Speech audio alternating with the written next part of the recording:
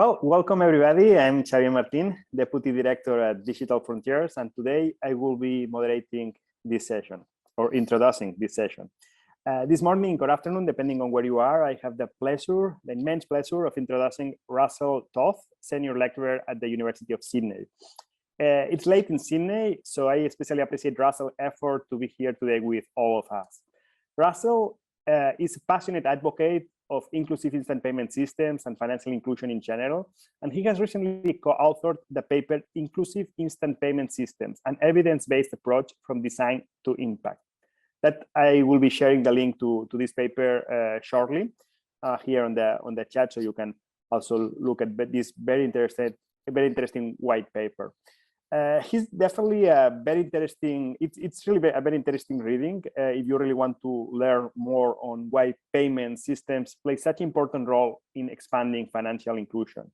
So welcome to Pathway, Russell. Thank you so much.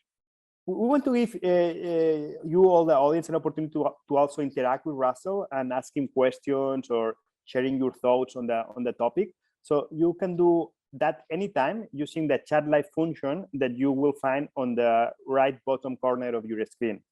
Russell will address your questions at the end of his presentation.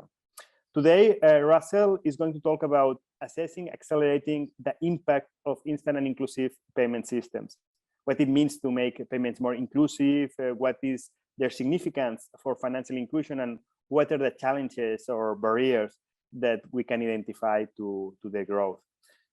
So without further ado, let me pass it over to you, Russell. Okay, thank you so much. Thank you. And to all the organizers for inviting me. I'm really honored to be here, and hopefully this will be an interesting set of issues to talk about and discussion. I look forward to the questions after. So today I really wanted to focus on sharing this white paper that we recently produced on inclusive instant payment systems. This is an overview of the report with my co-authors, Hussam Razi, Phil Ressler, and Tiffany Tsai. And hopefully there'll be something here for everyone. We wrote the report for the sections to somewhat stand alone. So if there's a specific topic that you're interested in, feel free to jump in and look at that. And there's a link here, and I appreciate the organizers also for sharing information about this report. So let me talk to you a bit about what we do in this report. I'm an applied economist who works on private sector development, but before I started working on this topic, I wasn't super deeply familiar with how fast instant payment systems are rolling out across the world and potentially transforming the financial system in many markets. So, why do these systems matter? Why should we care? Well, first of all, interoperability has mattered in financial systems throughout history. So consider money itself. Why do we have money? Well, money rose out of the need to have a medium of exchange to overcome the double coincidence of wants. So if you and I have each created something and we want to trade with each other, if the things we've created have different value, then it can be awkward to exchange those two things with each other. It makes trade harder if we need to trade the items that we created.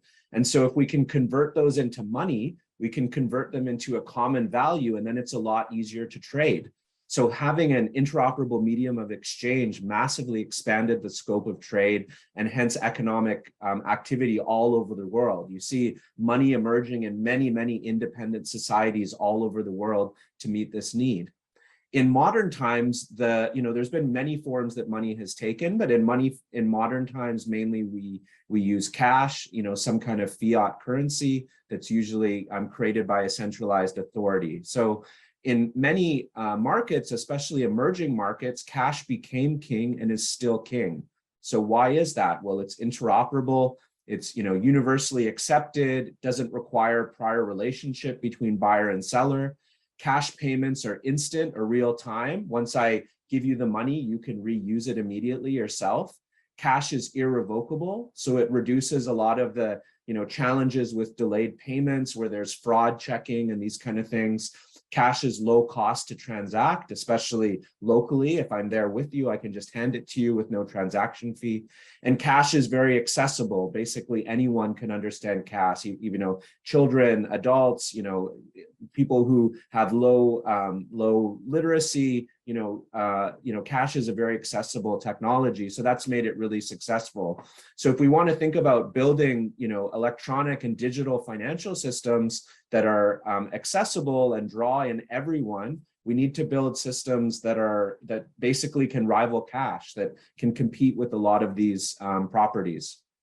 So why doesn't the current electronic payment infrastructure work for a lot of users in many low-income countries? Well, a lot of the modern banking system is still built in this architecture that emerged around the 1850s, which involves daily overnight net settlement, overnight clearance. So in countries with extensive financial infrastructure, strong rule of law, and rigorous identification of individuals, having an overnight delay or multi-day delay in final payment clearance doesn't matter so much. If someone tries to commit fraud in the payment, they're usually going to be tracked down and punished for that. And so fraud is just going to be kind of, a small issue that financial institutions can insure away.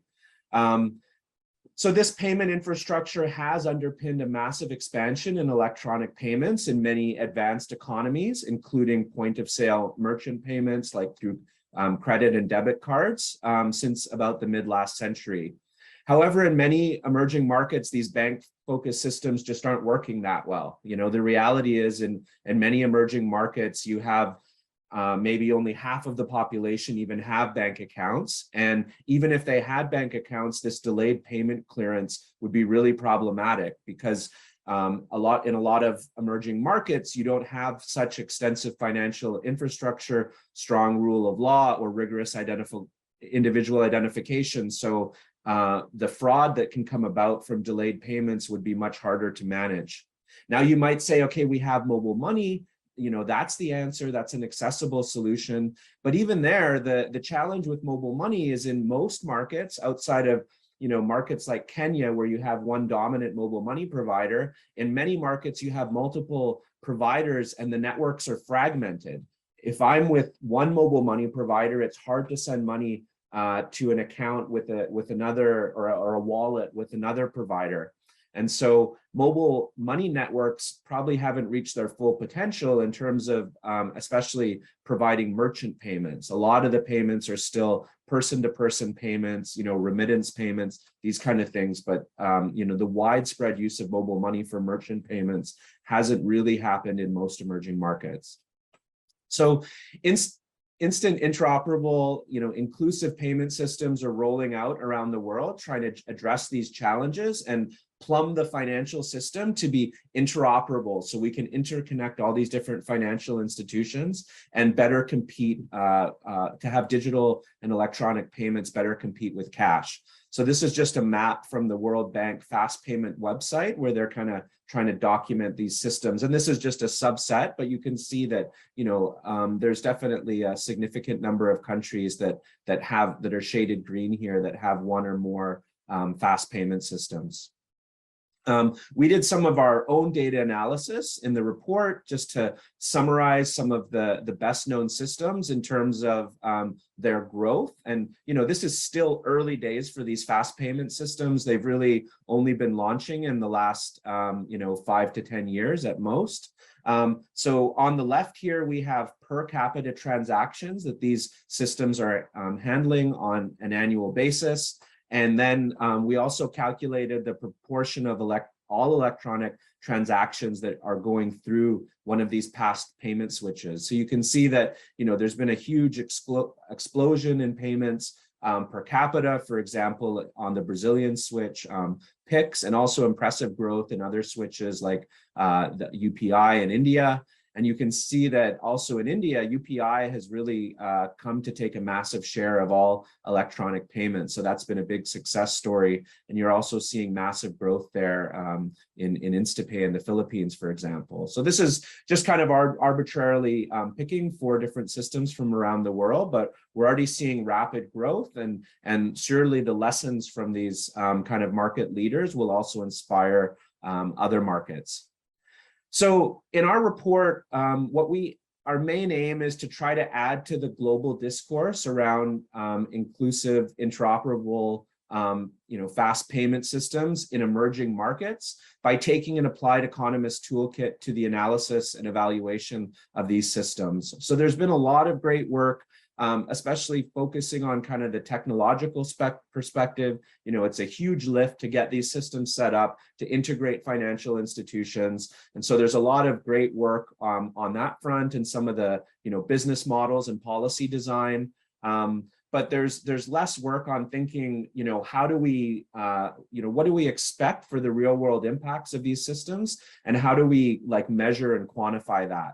So in the report, we trace out a theory of change that's meant to capture a whole range of pathways for how launching a fast payment switch could have real world impacts, socioeconomic impacts.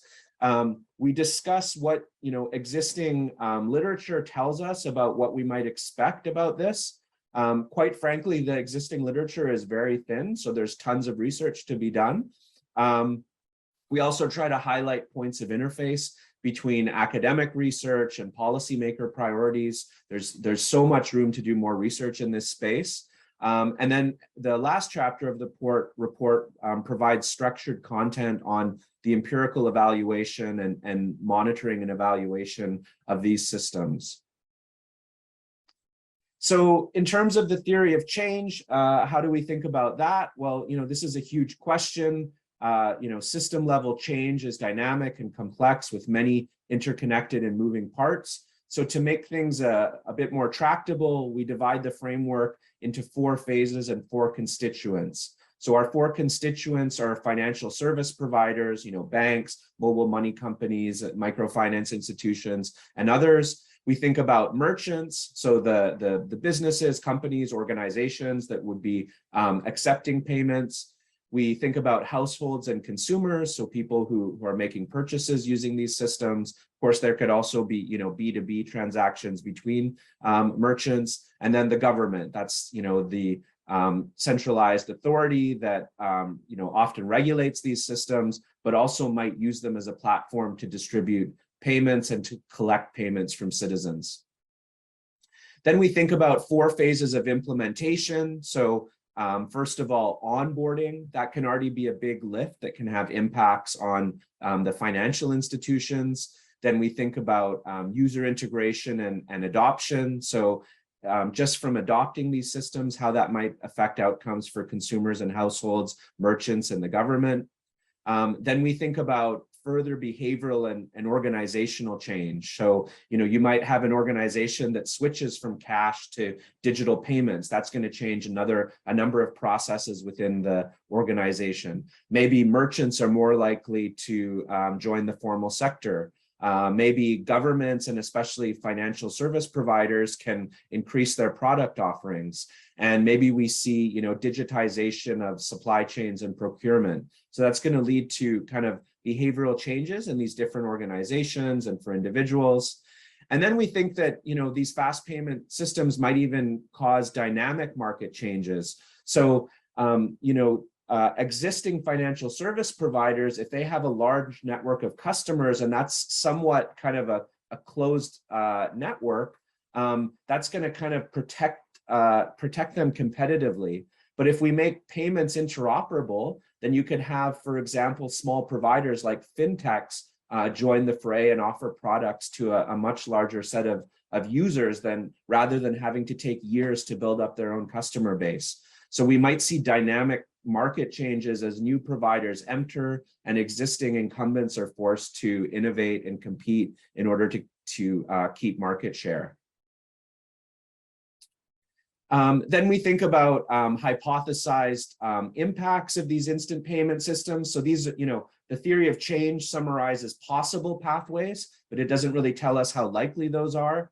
So we try to draw on, evidence from more advanced economies where these payment switches have been rolled out a bit earlier, or also analogous technologies such as mobile money, in settings like in Kenya, where you have a dominant provider that's almost like an interoperable mobile money network, or card payments. So we talk through kind of different pieces, adoption dynamics, behavioral and organizational change. We think that social net and network effects in adoption will be key. So if we're switching from cash to digital, that's really a behavioral change. Consumers need to be thinking, okay, I need to hold enough money on my digital wallet to actually make payments with that rather than cash. And merchants, especially small and formal sector merchants that are used to operating in cash, now need to switch over and manage things digitally. So there are big changes, and there's a coordination challenge between the consumers and the merchants to do that together, so they all have an incentive to switch.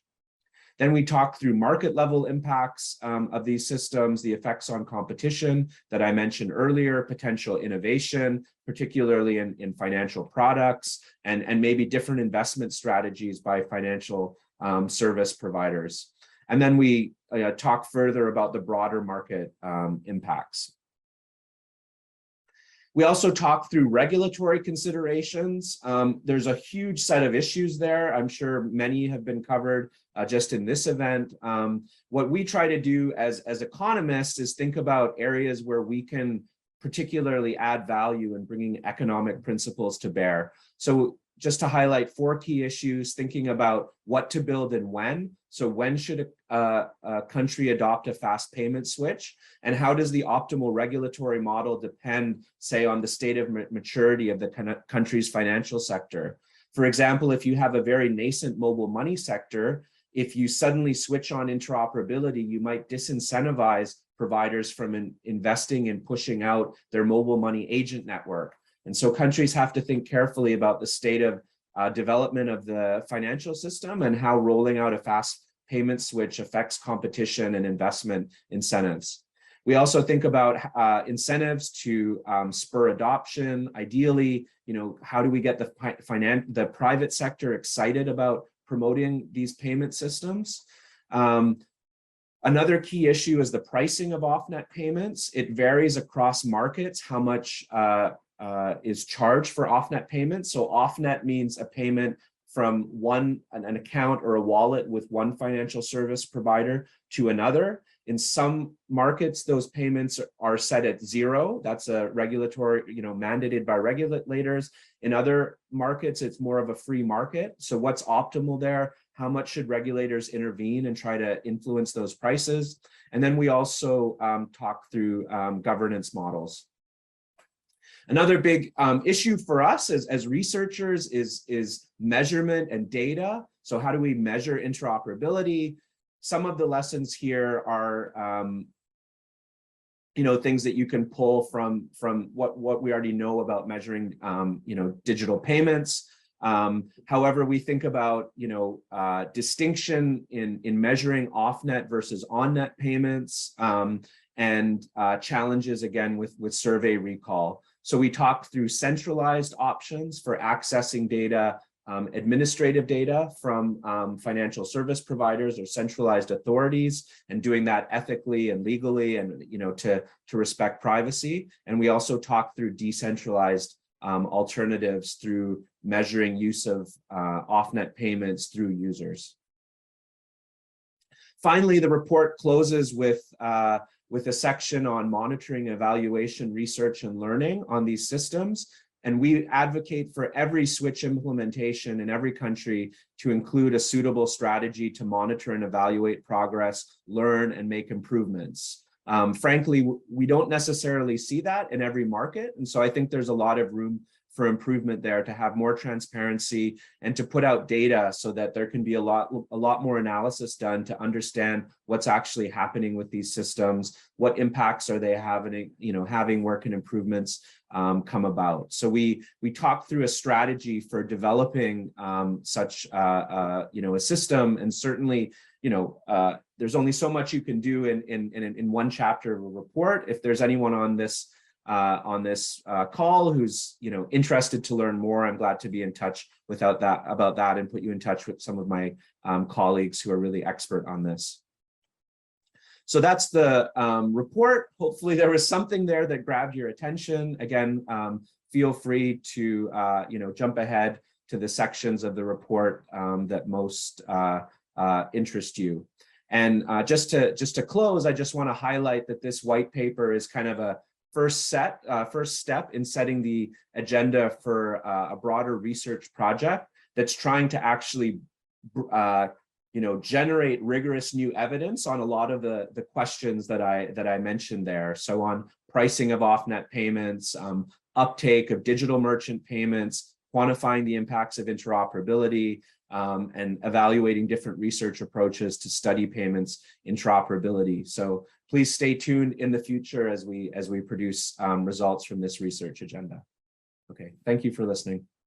Thank you so much, Russell, for this so interesting presentation. There is a lot of food for thought there. I have plenty of questions, but because we don't have too much time, I will prefer to just take some of the questions from the audience. We have one question from Ruben from Malawi. He's asking about commonalities between the few examples of countries. No, he's mentioning Brazil, India, Philippines, that have been very successful in building and implementing open payment infrastructure. So I don't know if you can have identified any of these commonalities, and you can discuss a little bit about it. Yeah, that's a great question. And this touches into some issues I've been discussing with colleagues recently on the issue of governance. So there's a lot of questions about, the governance models for these systems and who should have power. I think the commonality that I see, fortunately or unfortunately, is there does seem to be a strong central authority that seems to be guiding these payment systems. So specifically, in India, you have the NPCI. In Brazil, the team that's kind of created PIX is also known for being very innovative. And in Philippines, they have an interesting governance model that already gives voice to participants in the switch, apart from just the commercial banks. So the mobile money providers have a seat at the table, at least in the governance of InstaPay. So I would say that there's a central authority, often a central bank or an offshoot of the central bank that's kind of bringing a benevolent guiding hand and some openness to innovation, I think, in these successful switches. Excellent, Russell. I see that we have also a couple more questions from the audience. I see a Combe from Zambia is asking about clarification on how you are measuring interoperability. What metrics are you using? So I think this question is asking whether we assess the extent of interoperability. That is less of an interest for us. So for us, we're more interested in measuring how interoperability matters at the user level. So I would be much more interested in taking a given merchant or a given user, a household or an individual, and knowing, how many off-net payments are they making, or how do off-net payments fit into their payments mix. So we're much more concerned with, measuring, distinguishing on-net and off-net payments and measuring those, rather than, assessing the degree of interoperability of the switch itself. Yeah. Thank you, Russell. I also see a comment from Richard from Ghana, that he mentions that interoperability in terms of the possibility to move funds between wallets and bank accounts, push and pull, it seems that been working very well. So just a statement, in the case of Ghana, but maybe taking this comment from Richard and your presentation, Russell, you also talk a lot about the timing of promoting interoperability. So I want to ask you, sometimes we assume that interoperability, it's always a good thing. It's something that we need to promote. And I think that has been the general thought. Can you think also in cases that interoperability cannot work as well, in terms of maybe you were thinking your presentation suggesting that in some cases you can disrupt competition or taking away some of the business cases for some players to really promote this kind of products. So maybe you can elaborate a little bit more on that, on the benefits, the risk, the timing, that I think was part of your research and your focus. Yeah, so yeah, that's a really important question, that things can go wrong and sometimes for unexpected reasons. And that's why we want to, do research and actually measure things, not just assume that only the good outcomes will come about. So I think there is a question about, think of the business model of a mobile money provider. Usually when the new mobile money provider launches, they just try to expand their agent network, right? And if that's building out financial infrastructure, it's building out payment points. Now, if you have interoperability and any other provider can leverage their network, then that's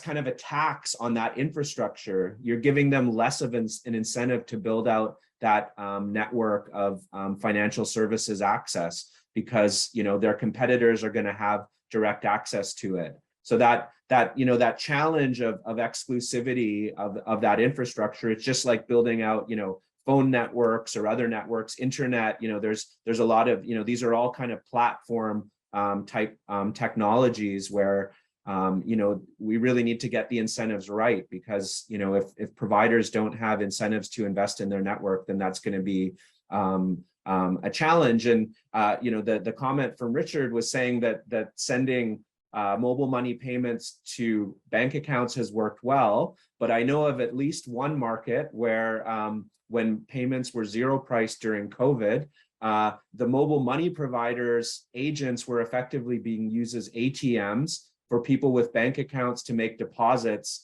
into their bank account for free.